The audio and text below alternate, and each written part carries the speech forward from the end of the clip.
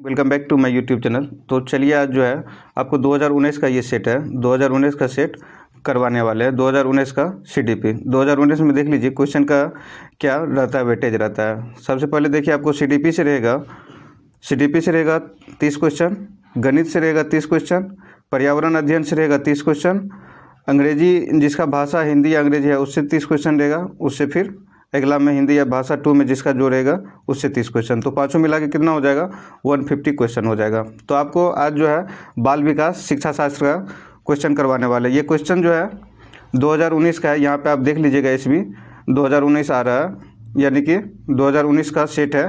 तो आप लोग ध्यान से देखिएगा। और आपको कितना क्वेश्चन, मतलब ये ऑफलाइन एग्ज़ाम हुआ था और अभी भी ऑफलाइन मोड में एग्ज़ाम लिया जा रहा है। तो आप लोग बताइएगा कमेंट करके कि आप लोग का कितना सही हो रहा है। तो चलिए देखिएगा पहला क्वेश्चन है, भाषा के अर्जन एवं विकास के लिए सर्वाधिक संवेदनशील अवधि कौन सी है।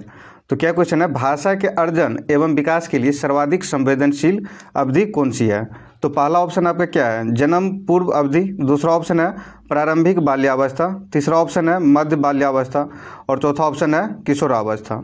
तो इसमें आपको राइट आंसर बताना है कि भाषा के अर्जन एवं विकास के लिए सर्वाधिक संवेदनशील अवधि कौन सी है। तो इसका राइट आंसर आपका हो जाएगा प्रारंभिक बाल्यावस्था। प्रारंभिक बाल्यावस्था ये जो है 2 से 6 साल के बीच का जो उम्र होता है इसको प्रारंभिक बाल्यावस्था बोला जाता है। तो राइट आंसर हो जाएगा प्रारंभिक बाल्यावस्था। चलिए नेक्स्ट क्वेश्चन देखते हैं।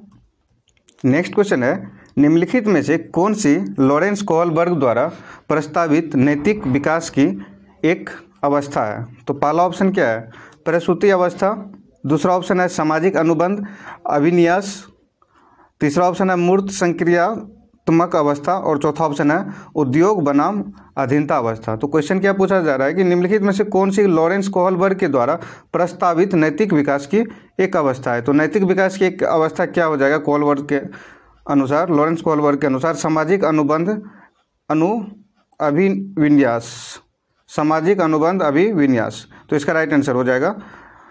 चलिए नेक्स्ट क्वेश्चन देखते हैं। नेक्स्ट क्वेश्चन है, कक्षा में परिचर्चा के दौरान एक शिक्षक प्रायः लड़कियों की तुलना में लड़कों पर अधिक ध्यान देता है, यह कथन किसका उदाहरण है। तो पहला ऑप्शन क्या हो गया आपका, जेंडर पक्षपात, दूसरा ऑप्शन हो गया जेंडर पहचान, तीसरा ऑप्शन हो गया जेंडर संबद्धता और चौथा ऑप्शन हो गया जेंडर समरूपता। तो ये आपको बताना है आंसर कि कक्षा में परिचर्चा के दौरान एक शिक्षक प्रायः लड़कियों की तुलना में लड़कों पर अधिक ध्यान देता है, यह किसका उदाहरण है। यह तो आपका जेंडर का पक्षपात हो गया, तो इसका राइट आंसर हो जाएगा जेंडर पक्षपात। चलिए नेक्स्ट क्वेश्चन देखते हैं। नेक्स्ट क्वेश्चन है, बच्चों में जेंडर रूढ़िवादिता एवं जेंडर भूमिका अनुरूपता को कम करने के लिए निम्नलिखित में से कौन सी पद्धति प्रभावशाली है। तो पहला ऑप्शन आपका क्या है, जेंडर पक्षपात के बारे में परिचर्चा, दूसरा ऑप्शन है जेंडर विशिष्ट भूमिकाओं को महत्व देना, तीसरा क्या है ऑप्शन, जेंडर पृथक खेल समूह बनाना और चौथा ऑप्शन है जेंडर पृथक बैठने की व्यवस्था करना। तो क्या क्वेश्चन है, फिर से देखिएगा, बच्चों में जेंडर रूढ़िवादिता एवं जेंडर भूमिका अनुरूपता को कम करने के लिए निम्नलिखित में से कौन सी पद्धति प्रभावशाली है। तो इसका राइट आंसर हो जाएगा जेंडर पक्षपात के बारे में परिचर्चा, जेंडर पक्षपात के बारे में परिचर्चा, इसका राइट आंसर हो जाएगा। चलिए नेक्स्ट क्वेश्चन देखते हैं। नेक्स्ट क्वेश्चन देखिएगा, निम्नलिखित में से किस मनोवैज्ञानिक ने बच्चों को ज्ञान के सक्रिय जिज्ञासु के रूप में देखते हुए उनके चिंतन पर सामाजिक एवं सांस्कृतिक विषय वस्तुओं के प्रभाव को महत्व दिया। तो पहला ऑप्शन क्या है, जॉन बी वाटसन, दूसरा ऑप्शन क्या है, लेव वाइगोत्स्की, तीसरा ऑप्शन क्या है, जीन पियाजे और चौथा ऑप्शन है कोहलबर्ग। तो इसका आपको राइट आंसर कमेंट करना है। राइट आंसर इसका कमेंट कर दीजिएगा कि निम्नलिखित में से किस मनोविज्ञान ने बच्चों को ज्ञान के सक्रिय जिज्ञासु के रूप में देखते हुए उनके चिंतन एवं सामाजिक एवं सांस्कृतिक विषय वस्तुओं पर प्रभाव को महत्व दिया। तो ये जो है लेव वाइगोत्स्की क्या था, तो इसका राइट आंसर हो जाएगा लेव वाइगोत्स्की। चलिए नेक्स्ट क्वेश्चन देखते हैं। नेक्स्ट क्वेश्चन देखिएगा, जिगसॉ पहेली को करते समय 5 वर्ष की नज्मा स्वयं से कहती है, नीला टुकड़ा कहाँ है, नहीं, यह वाला नहीं, गाढ़े रंग वाला जिससे यह जूता पूरा बन जाएगा। इस प्रकार की वार्ता को वाइगोत्स्की किस प्रकार संबोधित करते हैं। तो पहला ऑप्शन क्या है, व्यक्तिगत वार्ता। दूसरा ऑप्शन है जोर से बोलना। तीसरा ऑप्शन आपका पार हो गया, जिसको ढांचा बोला जाता है। और चौथा ऑप्शन है आत्म केंद्रितता। तो इसका राइट आंसर हो जाएगा व्यक्तिगत वार्ता। व्यक्तिगत वार्ता इसका राइट आंसर हो जाएगा। चलिए नेक्स्ट क्वेश्चन देखते हैं। नेक्स्ट क्वेश्चन है, बच्चों को संकेत देना तथा आवश्यकता पड़ने पर सहयोग प्रदान करना निम्नलिखित में से किसका उदाहरण है। तो पहला ऑप्शन है प्रबलन, दूसरा ऑप्शन है अनुबंधन, तीसरा ऑप्शन है मॉडलिंग और चौथा ऑप्शन है पार। तो बच्चों को संकेत देना तथा आवश्यकता पड़ने पर सहयोग प्रदान करना निम्नलिखित में से किसका उदाहरण है। तो ये आपका हो जाएगा पार का, जिसको ढांचा बोला जाता है। चलिए नेक्स्ट क्वेश्चन देखते हैं, इसका राइट आंसर पार हो जाएगा। नेक्स्ट क्वेश्चन है, निम्नलिखित व्यवहारों में से कौन सा जीन पियाजे के द्वारा प्रस्तावित मूर्त संक्रियात्मक अवस्था को विश्लेषित करता है। तो पहला ऑप्शन है परिकल्पित, निगमात्मक, तर्क, साधात्मक विचार। दूसरा ऑप्शन हो गया आपका संरक्षण, कक्षा समावेशन। तीसरा ऑप्शन हो गया अस्थागित अनुपकरण, पदार्थ स्थायित्व। और चौथा ऑप्शन हो गया प्रतीकात्मक विचारों का अनुक्रमणता। तो इसका राइट आंसर कमेंट करना। निम्नलिखित व्यवहारों में से कौन सा जीन पियाजे द्वारा प्रस्तावित मूर्त संक्रियात्मक अवस्था को विश्लेषित करता है। तो इसका राइट आंसर हो जाएगा संरक्षण, कक्षा समावेशन। संरक्षण, कक्षा समावेशन। नेक्स्ट क्वेश्चन है, बच्चों के संज्ञानात्मक विकास के संदर्भ में निम्नलिखित में से कौन सी पियाजे की संरचना है। तो पहला ऑप्शन हो गया स्कीमा, दूसरा ऑप्शन हो गया अवलोकन अधिगम, तीसरा ऑप्शन हो गया अनुबंधन और चौथा ऑप्शन हो गया प्रबलन। तो क्वेश्चन पूछ रहा है आपको, बच्चों के संज्ञानात्मक विकास के संदर्भ में निम्नलिखित में से कौन सी पियाजे की संरचना है। तो ये संरचना हो जाएगा स्कीमा। तो स्कीमा इसका राइट आंसर हो जाएगा। चलिए नेक्स्ट क्वेश्चन देखते हैं। नेक्स्ट क्वेश्चन है, आकलन का प्राथमिक उद्देश्य क्या होना चाहिए। तो पहला ऑप्शन है विद्यार्थियों के लिए श्रेणी निश्चित करना। दूसरा ऑप्शन है संबंधित अवधारणाओं के बारे में बच्चों की अस्पष्टता तथा भ्रांतियां को समझना। तीसरा ऑप्शन है विद्यार्थियों के प्राप्तांकों के आधार पर उनको नामांकित करना। और चौथा ऑप्शन है रिपोर्ट कार्ड में उत्तीर्ण या अनुत्तीर्ण अंकित करना, उत्तीर्ण या अनुत्तीर्ण, यानी पास है या फेल है। तो इसका राइट आंसर बताइएगा। तो आकलन का प्राथमिक उद्देश्य क्या होना चाहिए। तो आकलन का प्राथमिक उद्देश्य होना चाहिए कि संबंधित अवधारणाओं के बारे में बच्चों की अस्पष्टता तथा भ्रांतियों को समझना। तो इसका राइट आंसर हो जाएगा ऑप्शन 2। चलिए नेक्स्ट क्वेश्चन देखते हैं।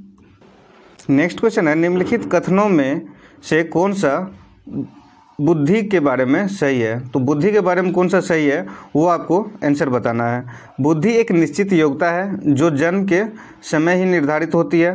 दूसरा ऑप्शन हो गया बुद्धि एक मानकीकृत परीक्षणों का प्रयोग से सटीक रूप से मापा जाता है एवं निर्धारित किया जा सकता है। दूसरा ऑप्शन हो गया बुद्धि एक एकात्मक कारक तथा एक एकाकी विशेषक है। चौथा ऑप्शन हो गया बुद्धि बहुआयामी है तथा जटिल योग्यताओं का एक समूह है। तो बुद्धि के बारे में आपसे क्वेश्चन पूछा जा रहा है कि बुद्धि के बारे में कौन सा स्टेटमेंट सही दिया हुआ। तो इसका राइट आंसर हो जाएगा बुद्धि एक बहुआगामी है तथा जटिल योग्यताओं का एक समूह है। तो इसका राइट आंसर हो जाएगा ऑप्शन 4। चलिए नेक्स्ट क्वेश्चन देखते हैं। नेक्स्ट क्वेश्चन है, रूही हमेशा समस्याओं के एकाधिक समाधानों के बारे में सोचती है। इनमें से काफ़ी समाधान मौलिक होते हैं।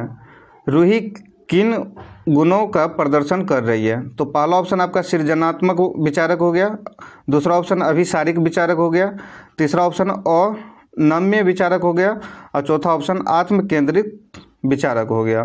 तो इसमें आपको राइट आंसर कमेंट करना है कि रूही हमेशा समस्या के एकाधिक समाधानों के बारे में सोचती है। इसमें से काफ़ी समाधान मौलिक होते हैं। रूही किन गुणों को प्रदर्शन कर रही है।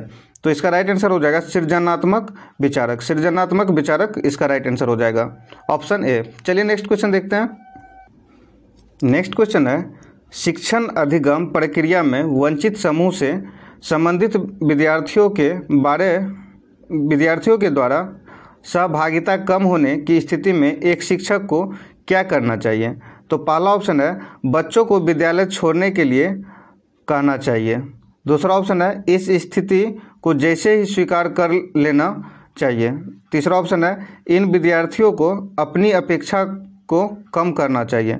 और चौथा ऑप्शन है अपनी शिक्षण पद्धति पर विचार करना चाहिए तथा बच्चों की सहभागिता में सुधार करने के लिए नए तरीके ढूंढना चाहिए। तो इसका राइट आंसर कमेंट कीजिएगा।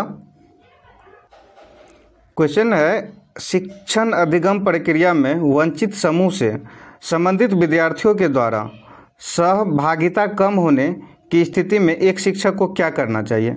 तो इसका राइट आंसर हो जाएगा अपनी शिक्षण पद्धति पर विचार करना चाहिए तथा बच्चों की सहभागिता में सुधार करने के लिए एक नए तरीका ढूंढना चाहिए। तो इसका राइट आंसर हो जाएगा ऑप्शन 4। चलिए नेक्स्ट क्वेश्चन देखते हैं। नेक्स्ट क्वेश्चन है एक समावेशी कक्षा में एक शिक्षक को विशिष्ट शैक्षिक योजनाओं को क्या करना चाहिए, डैश डैश डैश होगा। तो पहला क्या तैयार नहीं करना चाहिए, दूसरा है कभी कभी तैयार करना चाहिए, तीसरा हो गया सक्रिय रूप से तैयार करना चाहिए और चौथा ऑप्शन हो गया तैयार करने के लिए हतोत्साहित होना चाहिए। तो इसका राइट आंसर कमेंट करना है। क्वेश्चन है एक समावेशी कक्षा में एक शिक्षक को विशिष्ट शैक्षिक योजनाओं को सक्रिय रूप से डेली तैयार करना चाहिए, सक्रिय रूप से तैयार करना चाहिए, इसका राइट आंसर हो जाएगा। चलिए नेक्स्ट क्वेश्चन देखते हैं। नेक्स्ट क्वेश्चन है पठन वैफल्य बच्चों के प्राथमिक लक्षण क्या है। तो पहला ऑप्शन हो गया आपका न्यून अवधान विकार, दूसरा ऑप्शन है अपसारी चिंतन, पढ़ने में धारा प्रभाविता और तीसरा ऑप्शन है धारा प्रवाह, पढ़ने की अक्षमता और चौथा ऑप्शन है एक ही गति विषयक कार्य को बार बार दोहराना। तो इसका राइट आंसर कमेंट करना है। पठन वैफल्य बच्चों की प्राथमिक लक्षण क्या है। तो इसका राइट आंसर हो जाएगा धारा प्रवाह, पढ़ने की अक्षमता, धारा प्रवाह पढ़ने की अक्षमता। चलिए नेक्स्ट क्वेश्चन देखिएगा। नेक्स्ट क्वेश्चन है शिक्षा का अधिकार अधिनियम 2009 में उल्लेख की गई समावेशी शिक्षा की अवधारणा निम्नलिखित में से किस पर आधारित है। तो पहला ऑप्शन है आपका व्यवहारवादी सिद्धांत, दूसरा ऑप्शन हो गया अशक्त बच्चों के प्रति एक सहानुभूतिक अभिवृत्ति, तीसरा ऑप्शन हो गया अधिकार आधारित मानवतावादी परिक्षेप और तीसरा ऑप्शन हो गया मुफ्त व्यावसायिक शिक्षा उपलब्ध करा के अशक्त बच्चों को मुख्य धारा में शामिल करना। तो इसका राइट आंसर कमेंट करना है। शिक्षक का अधिकार अधिनियम 2009 में उल्लेखित की गई समावेशी शिक्षा की अवधारणा निम्नलिखित में से किस पर आधारित है। तो इसका राइट आंसर हो जाएगा अधिकार आधारित मानवतावादी परिप्रेक्ष्य। तो इसका राइट आंसर हो जाएगा अधिकार आधारित मानवतावादी परिप्रेक्ष्य। चलिए नेक्स्ट क्वेश्चन देखते हैं। नेक्स्ट क्वेश्चन है संरचनावादी ढांचे में अधिगम प्राथमिक रूप से। तो पहला ऑप्शन है आपका यंत्रवत याद करने पर आधारित, दूसरा ऑप्शन है प्रबलन पर केंद्रित है, तीसरा ऑप्शन है अनुबंधन द्वारा अर्जित है और चौथा ऑप्शन है अबोधन की प्रक्रिया पर केंद्रित है। तो इसका राइट आंसर कमेंट करना है। तो क्वेश्चन है संरचनावादी ढांचे में अधिगम प्राथमिक रूप से अबोधन की प्रक्रिया पर केंद्रित है। तो इसका राइट आंसर क्या हो जाएगा अबोधन की प्रक्रिया पर केंद्रित है। चलिए नेक्स्ट क्वेश्चन देखते हैं। नेक्स्ट क्वेश्चन है अनेक घटनाओं के बारे में बच्चों के द्वारा बनाए गए सहजानुभूत सिद्धांतों के संदर्भ में एक शिक्षिका को क्या करना चाहिए। तो पहला ऑप्शन है बच्चों को इन सिद्धांतों को अनदेखा करना चाहिए, दूसरा ऑप्शन है बच्चों को दंडित करना चाहिए, तीसरा ऑप्शन है बार बार याद करने के द्वारा एक सही सिद्धांत को बदल देना चाहिए और चौथा ऑप्शन है प्रतिकूल प्रमाण एवं उदाहरणों को प्रस्तुत करके बच्चों को इन सिद्धांतों को चुनौती देनी चाहिए। इसका राइट आंसर कमेंट कीजिएगा।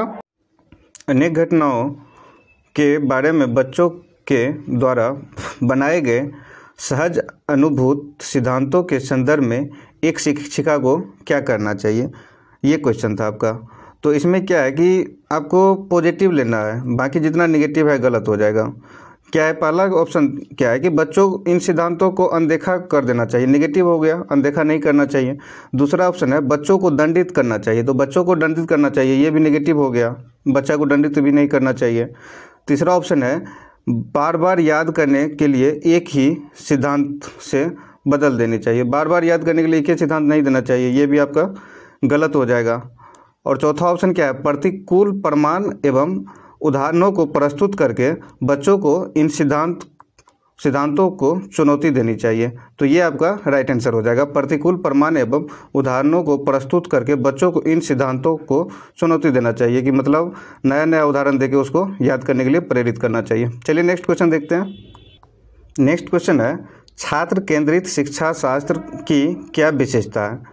तो पहला ऑप्शन हो गया केवल पाठ्य पुस्तकों पर निर्भर होना। दूसरा ऑप्शन हो गया बच्चों के अनुभवों का प्रमुखता देना। तीसरा ऑप्शन हो गया यत्रवत याद कराना। और चौथा ऑप्शन हो गया योग्यता के आधार पर विद्यार्थियों को नामांकित करना एवं वर्गीकरण करना। तो क्वेश्चन आपसे क्या पूछ रहा है कि छात्र केंद्रित शिक्षा शास्त्र की क्या विशेषता है, शिक्षा शास्त्र की क्या विशेषता है। तो ये आपका हो जाएगा विशेषता बच्चों के अनुभवों को प्रमुखता देना, बच्चों के अनुभवों को प्रमुखता देना, ये आपका राइट आंसर हो जाएगा। चलिए नेक्स्ट क्वेश्चन देखते हैं। नेक्स्ट क्वेश्चन है संवेग एवं संज्ञान एक दूसरे के डैश है। संवेग एवं संज्ञान एक दूसरे के डैश है। तो पहला ऑप्शन हो गया पूर्णतया अलग, दूसरा ऑप्शन हो गया स्वतंत्र, तीसरा ऑप्शन हो गया आपका सन्निहित और चौथा ऑप्शन हो गया संबंधित नहीं।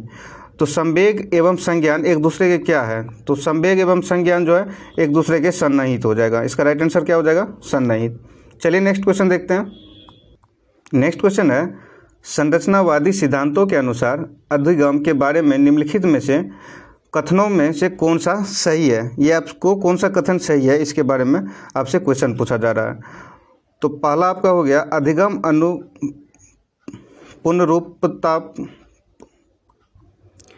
पुनरुत्पादन एवं स्मरण की प्रक्रिया। दूसरा ऑप्शन हो जाएगा आपका अधिगम यत्रवत याद करने की प्रक्रिया।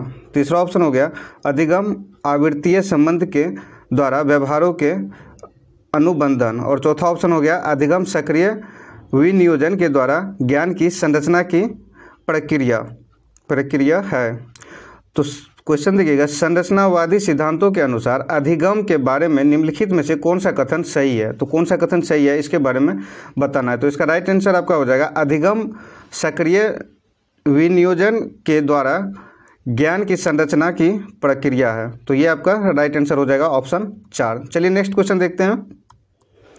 नेक्स्ट क्वेश्चन है विद्यार्थियों को स्पष्ट उदाहरण एवं गैर उदाहरण देने के क्या परिणाम है। तो पहला ऑप्शन है अवधारणात्मक परिवर्तनों को प्रोत्साहित करने के लिए यह एक प्रभावशाली तरीका है। दूसरा ऑप्शन है यह विद्यार्थियों के दिमाग में भ्रांतियाँ उत्पन्न करता है। तीसरा ऑप्शन है यह अवधारणाओं की समझ में अभाव पैदा करता है। और चौथा ऑप्शन हो गया यह अवधारणात्मक समझ के बजाय कार्यविधिक प्रक्रियात्मक ज्ञान पर ध्यान केंद्रित करता है। तो इसका राइट आंसर कमेंट करना है। तो क्वेश्चन है विद्यार्थियों को स्पष्ट उदाहरण एवं गैर उदाहरण देने का क्या परिणाम है। तो ये इसका राइट आंसर हो जाएगा आपका अवधारणात्मक परिवर्तनों को प्रोत्साहित करने के लिए यह एक प्रभावशाली तरीका है। तो इसका राइट आंसर हो जाएगा ऑप्शन ए। चलिए नेक्स्ट क्वेश्चन देखते हैं। नेक्स्ट क्वेश्चन है बच्चों को अधिगम गतिविधियों में भागीदारी करने के लिए लगातार पुरस्कार देना एवं दंड का प्रयोग करने से क्या प्रभाव पड़ता है। तो पहला ऑप्शन है आपका बाहरी अभिप्रेरणा कम होती है। दूसरा ऑप्शन है आंतरिक अभिप्रेरणा बढ़ती है। तीसरा ऑप्शन है यह बच्चों को प्रदर्शन आधारित लक्ष्यों के बजाय निपुणता पर ध्यान देने के लिए प्रोत्साहित करेगा। और चौथा ऑप्शन है अधिगम में बच्चों की स्वाभाविक अभिरुचि तथा जिज्ञासा कम होती है। तो इसका राइट आंसर कमेंट करना है कि बच्चों की अधिगम गतिविधियों में भागीदारी करने के लिए लगातार पुरस्कार एवं दंड देने का प्रयोग करने का क्या प्रभाव पड़ता है। तो इसका राइट आंसर हो जाएगा अधिगम में बच्चों की स्वाभाविक अभिरुचि तथा जिज्ञासा कम होती है। तो राइट आंसर इसका ऑप्शन 4। चलिए नेक्स्ट क्वेश्चन देखते हैं। नेक्स्ट क्वेश्चन है निम्नलिखित में से कौन सी प्रथाएं सार्थक अधिगम को बढ़ावा देती है। तो पहला ऑप्शन आपका शारीरिक दंड। दूसरा ऑप्शन है सहयोगात्मक अधिगम पर्यावरण। तीसरा ऑप्शन है सतत एवं समग्र मूल्यांकन और चौथा ऑप्शन है निरंतर तुलनात्मक मूल्यांकन। तो इसमें आपको राइट आंसर बताना है कि निम्नलिखित में से कौन सी प्रथाएं सार्थक अधिगम को बढ़ावा देती है। तो इसका राइट आंसर हो जाएगा 2 और 3, सहयोगात्मक अधिगम पर्यावरण, और तीसरा ऑप्शन आपका क्या है, सतत एवं समग्र मूल्यांकन। तो इसका राइट आंसर 2 हो जाएगा, जिसमें 2 और 3 दिया हुआ है। चलिए नेक्स्ट क्वेश्चन देखते हैं। नेक्स्ट क्वेश्चन है शिक्षक बच्चों की जटिल अवधारणाओं की समझ को किस प्रकार सहज कर सकते हैं। तो पहला ऑप्शन है एक व्याख्यान देकर, दूसरा ऑप्शन है प्रयोगात्मक अवसरों की व्यवस्था करके, तीसरा ऑप्शन है बार बार यांत्रिक अभ्यास के द्वारा, चौथा ऑप्शन है अन्वेषण एवं परिचर्चा के लिए अवसर उपलब्ध करके। तो इसका राइट आंसर कमेंट कीजिएगा। क्वेश्चन है एक शिक्षक बच्चों की जटिल अवधारणाओं की समझ को किस प्रकार सहज कर सकते हैं। तो ये आपसे क्वेश्चन पूछा जा रहा है। तो इसका राइट आंसर हो जाएगा अन्वेषण एवं परिचर्चा के लिए अवसर उपलब्ध करा के। तो इसका राइट आंसर ऑप्शन 4 हो जाएगा। चलिए नेक्स्ट क्वेश्चन देखते हैं। नेक्स्ट क्वेश्चन है एक प्राथमिक विद्यालय की अध्यापिका बच्चों को एक प्रभावशाली समस्या समाधानकर्ता बनाने के लिए किस प्रकार की प्रोत्साहित कर सकती है। तो पहला ऑप्शन है प्रत्येक छोटे कार्य के लिए भौतिक पुरस्कार देकर, दूसरा ऑप्शन है केवल प्रक्रियात्मक ज्ञान पर बल महत्व देकर, तीसरा ऑप्शन है गलत उत्तरों को अस्वीकार करके एवं दंडित करके, और चौथा ऑप्शन है बच्चों के लिए सहज अनुभूति अनुमान लगा के प्रोत्साहित करके तथा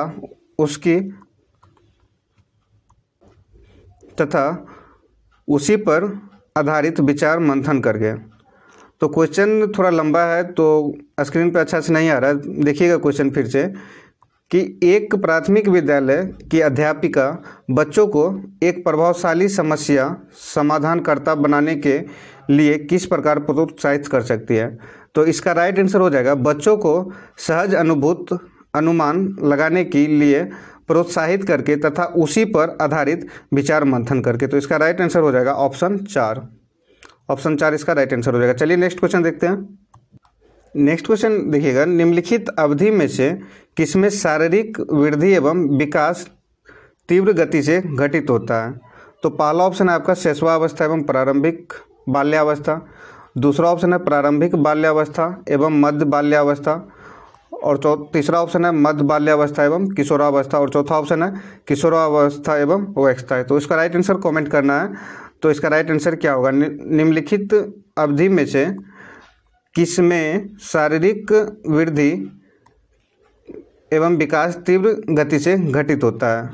तो इसका राइट आंसर हो जाएगा आपका शैशवावस्था एवं प्रारंभिक बाल्यावस्था। शैशवावस्था एवं प्रारंभिक बाल्यावस्था जो है बहुत फास्ट में घटित हो जाता है। चलिए नेक्स्ट क्वेश्चन देखते हैं। नेक्स्ट क्वेश्चन है निम्नलिखित में से कौन सा विकास का सिद्धांत नहीं है। तो नहीं क्वेश्चन में दे दिया, ध्यान से याद रखिएगा, नहीं है क्वेश्चन में। निम्नलिखित में से कौन सा विकास का सिद्धांत नहीं है। तो पहला ऑप्शन है विकास जीवन प्रयत्न होता है, ये तो सही है। विकास परिवर्त्य होता है, ये भी सही है, विकास का सिद्धांत में आता है ये भी। विकास आनुवांशिकता एवं पर्यावरण दोनों द्वारा प्रभावित होता है, ये भी सही है, ये भी विकास का ही सिद्धांत होता है। लेकिन क्वेश्चन में आपको क्या पूछ रहा है, नहीं है। विकास सार्वभौमिक है तथा सांस्कृतिक संदर्भ इसे प्रभावित नहीं करते, तो ये गलत हो जाएगा। यही आपका राइट आंसर हो जाएगा। नहीं करते हैं कि मतलब नहीं होना चाहिए, यहाँ पे करते हैं, तो यही आपका राइट आंसर हो जाएगा।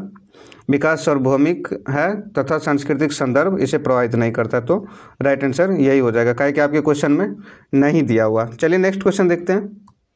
नेक्स्ट क्वेश्चन है व्यक्तिक विभिन्नताओं का प्राथमिक कारण क्या है।